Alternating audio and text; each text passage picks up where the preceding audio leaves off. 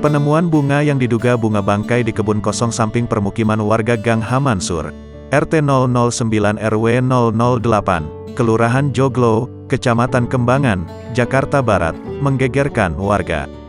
Petugas PPSU Joglo, Andi Nur Mufid, 36, mengatakan rekan-rekan PPSU bersama Ketua RT menemukan bunga bangkai itu berada di antara tumpukan sampah-sampah kebun sekitar pukul 13 waktu Indonesia Barat pada Senin, tanggal 6 Desember tahun 2021.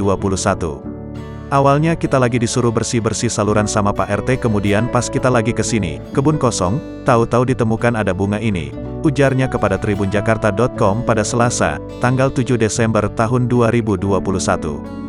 Andi tak mengetahui nama dari bunga itu. Menurut Ketua RT setempat, bunga itu bernama bunga bangkai. Pak RT kemudian menginfokan kepada grup warga di WhatsApp.